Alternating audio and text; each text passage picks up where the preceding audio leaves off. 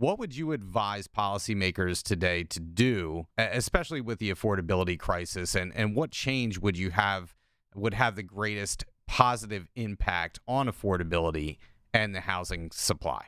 Well, I do have great news for you. Yesterday, two great things happened. The NAR president, Kevin Brown, testified before Congress, actually, on behalf of NAR members. And so he really was out there advocating on the Hill on a very visible level. And the other good thing that happened is that the 21st Century Road to the Housing Act actually passed, and it's passed both the House and the Senate, and it is headed towards President Trump now to sign. And within that, it actually entails 50 proposals that will actually help both supply, will help affordability, will free up opportunity zones, will free up construction and zoning on a local level, will unlock construction. So when we think about really bringing home buyers into the market, this is something that addresses a multitude of issues. Young Drunk! Hey, everybody, this is Jason Ostrowsky, and welcome to another episode of the Everything Real Estate Podcast. Today, I am thrilled to welcome one of the most influential voices in housing economics and real estate research. Her name is Dr. Jessica Lautz. Jessica serves as Deputy Chief Economist and Vice President of Research for the National Association of REALTORS, where she analyzes the trends, data, and market forces shaping housing and homeownership across the United States. A lifelong student of real estate and public policy, Jessica earned her doctorate of real estate from Nottingham Trent University in the United Kingdom, a master's in public policy from American University, and undergraduate degrees in political science and law and justice from Central Washington University. Beyond her work at NAR, Jessica continues to give back as an industry fellow at Nottingham Trent University, mentoring the next generation of real estate professionals. She also serves as committee chair for the National Association of Business Economics and bakes birthday cakes for underserved youth through Cake for Kids and sits on the board of the Food Recovery Network. Is there anything that she can't do? That's incredible. Well, today, we'll discuss the latest housing data, affordability challenges, first-time home buyers, national and local market trends, and what the future may hold for the housing market. So let's dive right into all the data with my special guest today, Dr. Jessica Lautz. I know that there is a lot of consternation in the market right now. We can't make whether it's, up or down, side to side, back and forth. The market is kind of going crazy right now. And my next guest is here to actually settle all the confusion for us, or at least try to settle some of the confusion with hard data. Her name is Dr. Jessica Lautz. She is the Deputy Chief Economist for NAR, and I am thrilled to have her. So, Jessica, if I can call you Jessica, how are you today? Good. I'm excited to be here. And I don't know if I can make heads or tails of it either. But what I can tell you is what the data is telling me right now. Well, like we spoke about, I saw you recently out in Harrisburg at our PAR meetings, and you were absolutely phenomenal. The data that you gave out there, the information, I'm like, if I can share this with everybody, this is what we need to do. And so that's the purpose of us being here today. I want to start out by asking if you had an opportunity to give a housing market State of the Union address right now, today, how would you best describe the market nationally to your fellow Americans? Yeah. So I think when we're talking about the housing market right now, it's an incredibly divided market. We know that it's essentially a K-shaped economy and it's a K-shaped housing market. So we know that those who are on the top end of the spectrum are baby boomers. They're all cash home buyers. They're folks who have a ton of housing equity. That can be one and the same, but it could be a different buyer as well, three different buyers in each one of those categories. We also know that the bottom end of the spectrum, the bottom half of the K, are first time home buyers who are being held back, folks who have student loan debt, folks who are encountering high rent, childcare costs, and all of these issues are really becoming problematic when they reach the housing market and are finding the inventory that they are looking at for a starter level, entry level home is either not available or has a lot of competition. Yeah, it's pretty crazy out there. I know one of the things that I want to get into with you is the average age not only of the first time home buyer nowadays, but actually the average age of the move up buyer.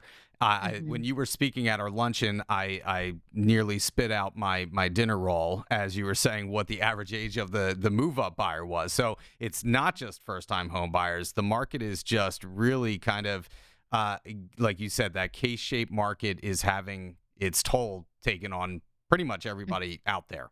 So, despite our best efforts, many consumers are hearing mixed messages about the housing market. I know that personally, when I go out on listing appointments, sellers are still out there thinking that it's 2021, 2022, 2023. What are Mhm. the biggest misconceptions buyers and sellers have right now about the market? Yeah, well, I think that there's a lot of misinformation that's all over social media, honestly, and it's giving really inaccurate information to folks. And they could be homeowners who are sitting on this housing wealth and thinking that tomorrow the housing market is going to crash because they saw something on social media. And so I think that's where it becomes really important to trust the facts and to know where to go with the facts. So that's one of the data points that's out there, is that there's a ton of distressed sales right now. But when we actually look at the data, it continues to be 1 to 2%. But if we go from 1% to 2% of homes are actually a distressed sale, what happens is social media runs with that and says there's 100% increase. Watch distressed sales, they're going up. But really, we know that 40% of homeowners own their home outright. The fundamentals of the market are solid. And we know that homeowners are sitting on a tremendous amount of housing equity because of home price increases. So, looking at that mess information that's out there, I think is really important. And thinking about setting those expectations with sellers that this is not 2020. This is not 2021. Home prices are moving up, but they're not moving up at a 45 or 25% year over year pace. And then also setting expectations with buyers that even though they see on social media, hey, there's tons of housing inventory because the housing market is crashing. Guess what? You're probably going to encounter a housing market where you may actually be one of many bids, depending on that home price and available inventory in that really local market. Yeah, I couldn't agree with you more. I literally was on social media yesterday, and basically my face was turning red listening to this person talking about the foreseeable crash in the real estate market, and we are so not, at least locally where we are so not in that place. And I know that you feel the same way nationally. I want to talk about data points because that's the hard evidence to back up what we're talking about and not social media. So, what data points are you watching most Mhm. over the next 12 months that could significantly impact the market nationally, locally? Like, what are some of the headlines or some of the red flags that you're looking for in what you do day to day? Yeah. So, I mean, on a day to day basis, always interest rates are going to matter to consumers and home buyers, but frankly, they've been pretty flat. They've been in the mid sixes. There really hasn't been much movement there. If anything, they have come down from a year ago, and we're starting to see that actually translate into more activity in the market. Existing home sales were up last month, pending home sales were up. So, signed contracts, but not yet to closing table, were up as well. And so we're starting to see some optimism there. And I think buyers are reacting to those slightly lower mortgage interest rates, or at least the expectation that they're not going to drop. And so I think setting that expectation too is very important. The other thing that, of course, is really important right now is looking at inventory. We haven't had a lot of it. And if we look at inventory levels in many local areas, if you have a household income that's $75,000 or below, you're probably going to have a hard time finding a home. Now, that's not universal. Certainly, there's pockets in Pennsylvania where you can have a household income of 50,000 and be able to find a home, not easily, but those properties are out there. And so I think that's where that local data also becomes really important in being that local expert, and the market becomes incredibly important for realtors out there. I think you bring up such a great point because, I've been working with some buyers for 3 years now. And it's Mhm. strictly because every house that comes up in their price range, they either get outbid by cash, someone comes Mhm. in with a larger down payment, or it just ends up going way over the asking price. So I just sold a property yesterday. Was listed at $350,000. It sold $75,000 over asking, and so my client that's in the 300s is priced out. And so Mhm. I think one of the biggest questions, or one of the most important questions that I can ask you in this podcast today, is my next one.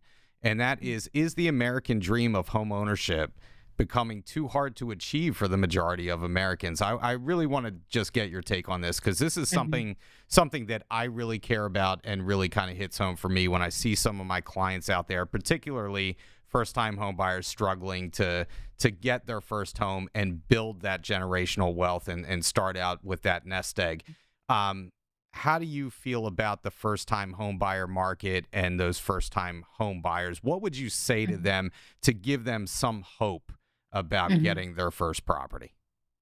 Yeah, it's difficult. I don't think it's dead, but I think it's incredibly difficult without a lot of financial sacrifices.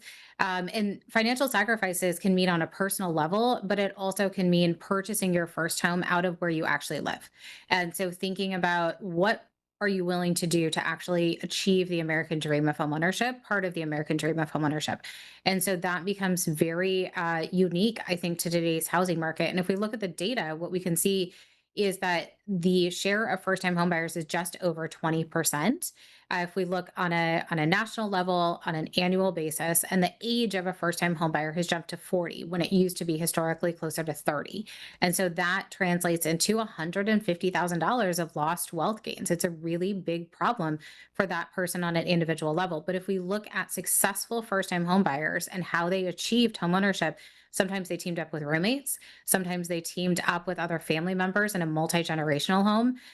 Other times, if they were able to do so, and I know this is not possible for everyone, it certainly would not have been possible for me, is to move home with friends and family and to skip paying rent. And so, as you do that, you're building up your savings to then go into the housing market. And so, looking at the financial sacrifices that people are willing to do to come on into homeownership means to me the American dream of homeownership is real. We know from tons of surveys that are out there that people want the American dream of home ownership, but it's just achieving that is becoming and feeling very out of reach for many Americans. It's funny that you mentioned about moving back home, because when I was in my mid 20s, I bit the bullet. I moved back home. I was running a place. I was very happy. Moved back home. Felt like I was taking 10 paces backwards, and it was brutal, but it did allow me to go rent free, like you said, save my money that was coming in. And that did allow me to buy my first home in my late 20s, Mhm. which Yeah. obviously, there's a path there Mhm. potentially for people to take. So, with affordability remaining one of the biggest challenges in the housing market, I just want to give some historical context. How did we get here? And what Yeah. are the most realistic solutions? You talked about some of them moving forward, but obviously we need more inventory. Obviously, to meet that demand. How Mhm. historically did we get to where we are in this bottleneck right now?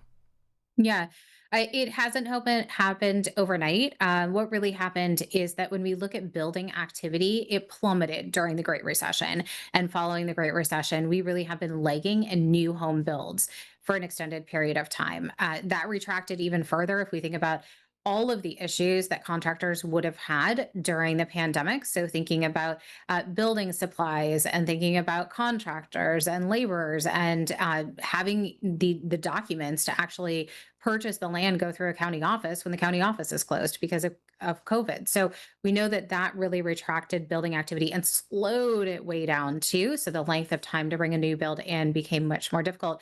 At the exact same time, interest rates plummeted, and we saw a lot of people purchase not only a new primary residence, but sometimes a second or even third property with interest rates declining. So those who could jump into the market, who could make a move, did. And so that retracted the inventory level even further. We know the golden handcuffs of those low interest rate mortgages is real. We know that people are not moving as frequently as they had historically.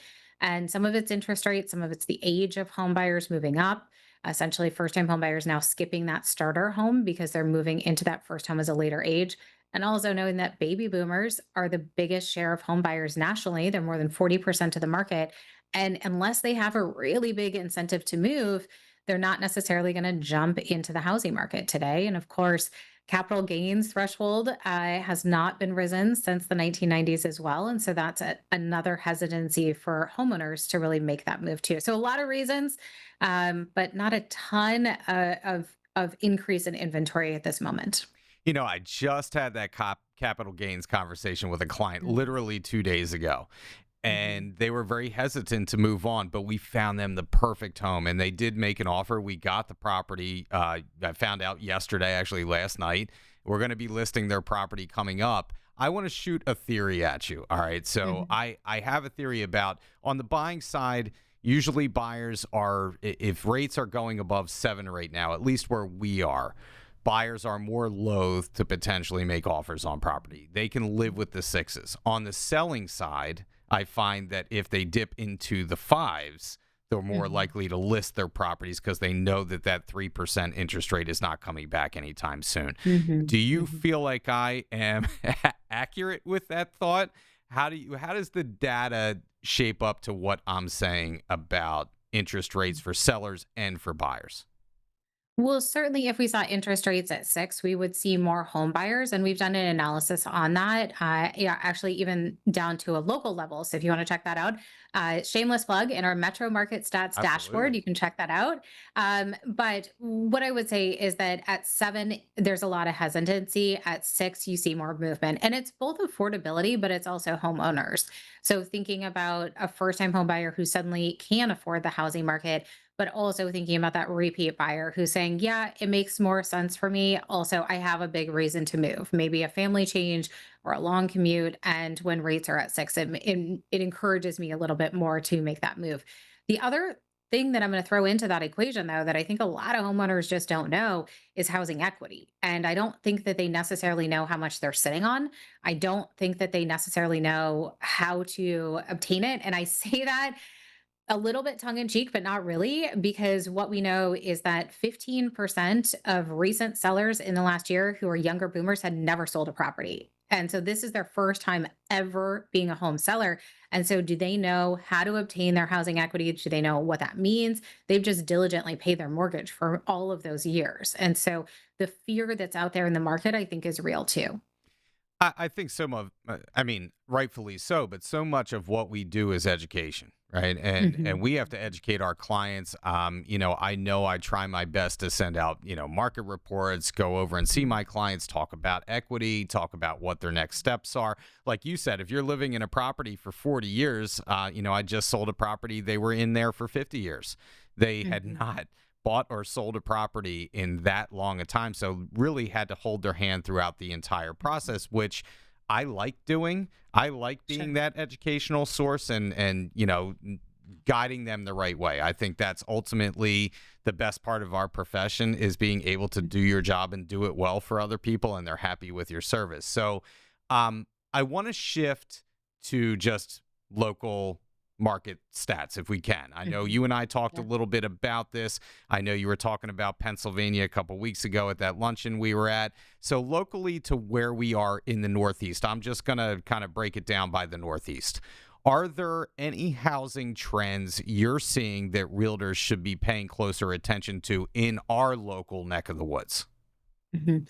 Well, I will say it is different everywhere that you're talking about in the Northeast. And so, thinking about the Philly market and thinking about a home buyer needing a household income around $90,000 to come into the housing market and be able to afford that with 20% down, and thinking about the housing stock being a little more readily available for a lower income buyer. So, not lower income necessarily, but thinking about your school teacher, your first responder, they're probably able to find a property, something that's perhaps overlooked, something that could have a ton of interest, but those properties do pop up in the market. But if we scoot over to New Jersey, New York, your qualifying income is closer to 185. And so thinking about the differences between those local markets is incredibly important. Also, knowing that when we look at New Jersey, that continues to have population inflow, and some of that may be from New York, which has been losing population over the course of the last year, 2 years. But as we look at that, we can see there's so many differences within those areas. Yeah, there really is. I mean, even I mean, we talk about Pennsylvania as a whole, but really what we're talking about is southeastern Pennsylvania, the collar counties around Philadelphia, the Lehigh Valley. That's really kind of like our bread and butter marketplace into the Poconos. So, really, you could break it down, obviously, county by county, but also different parts of the states.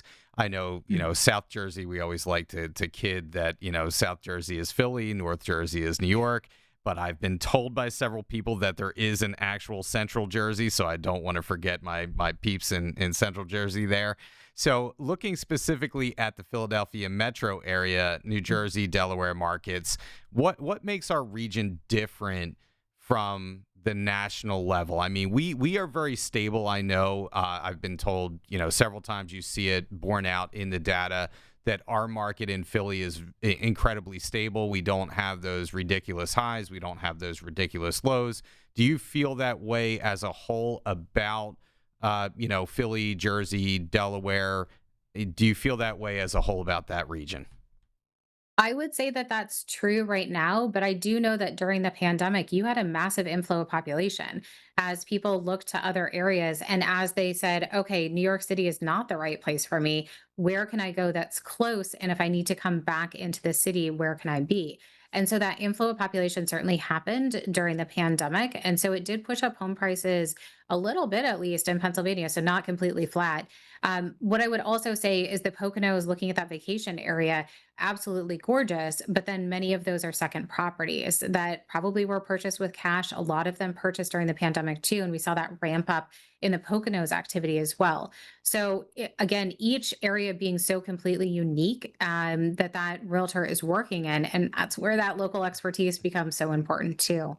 Yeah, for sure. And I do want to say, yeah, obviously we had a huge spike in home prices during the pandemic years. I'm just saying relative in terms to, say, Tampa or Las Vegas or some of those other Certainly. areas where there was a real boomer bust. Certainly, Yeah. yeah. And Austin is I always love to pick on Austin just because I think it's the worst number that I saw during the pandemic, where they had a 45% increase in home prices year over year. I mean, that's unheard of. So when we see that there's slight home price declines for a very short period, and now we're ramping back up, you can say, yeah, okay, that makes sense, because 45% year over year, yeah, it has to settle at some point. That being said, now they're back on the climb. Here we Yeah, are. yeah. I was talking to, actually, my conveyancer yesterday has her son that lives actually in Austin, and we were talking Mhm. about the market and how crazy it's gone, and then it kind of cooled off, and like you said, now it's kind of Mhm. coming back again. So I mean, I guess you never know with with the Austin market, keeps you on your toes. If mortgage rates decline over the next year, Mhm. like going into this year. Obviously, the war had its effects on the Mhm. interest rate market, but Mhm. there were signs at the beginning of this year, at least in our market, that if those rates dipped anywhere into the fives, and they did very briefly, that it was just going to be bonkers this spring. And Mhm. it was going to feel like one of the years that we had during the pandemic. So if mortgage rates decline over the next year to that level, into the fives, will the market suddenly look like 2020, 2021, 2022 all over again?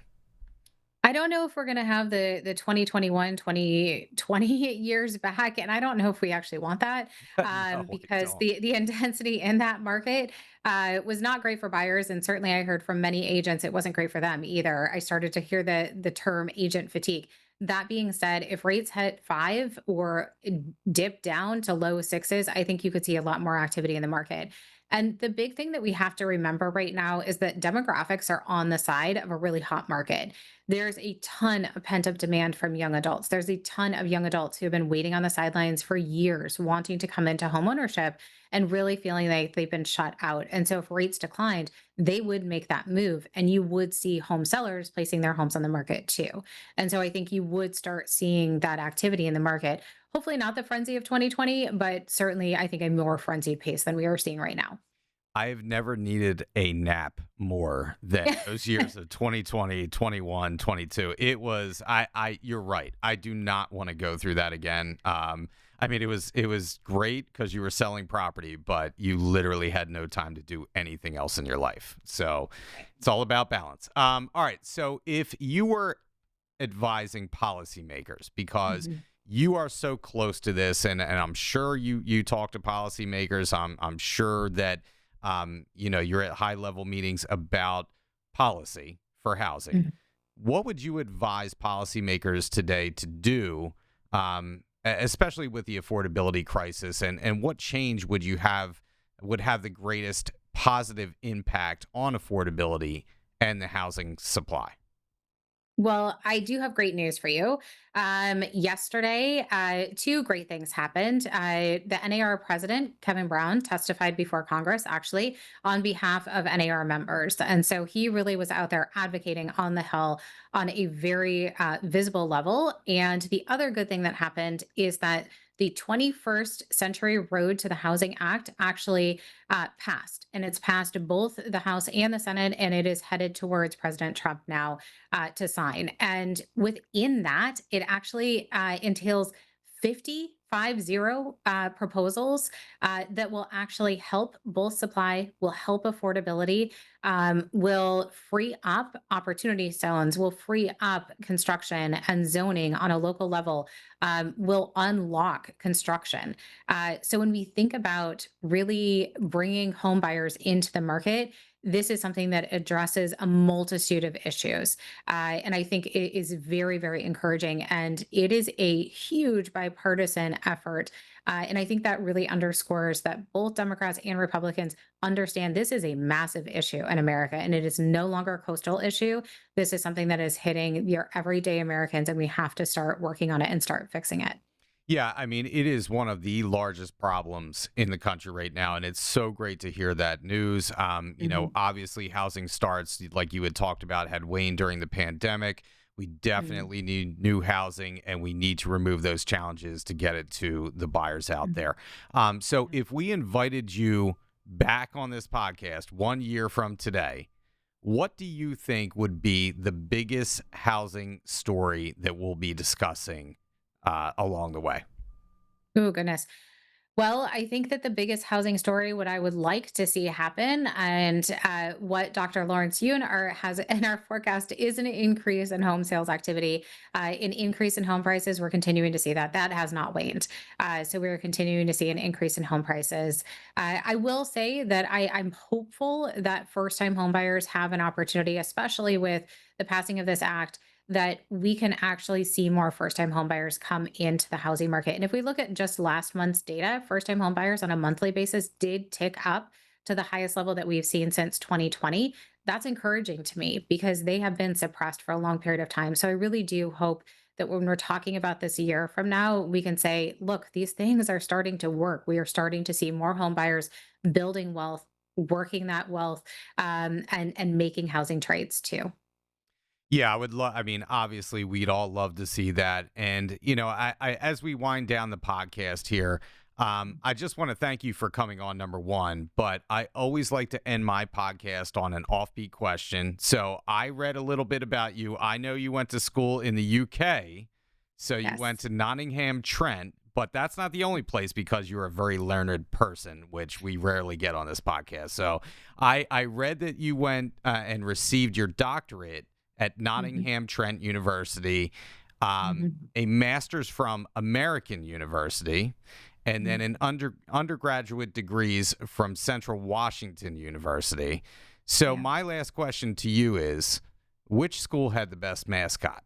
Was Yeah. it was it the Trent Tiger, Claude Z Eagle, or the Central Washington icon himself, Wellington P Wildcat? Well, it's probably the wildcat or the eagle. I do have an eagle on my desk here, so it's probably going to be the eagle. That being said, I don't know if I ever actually attended a game of anything. You Um, were studying too yeah, much, apparently. I You know. guess so.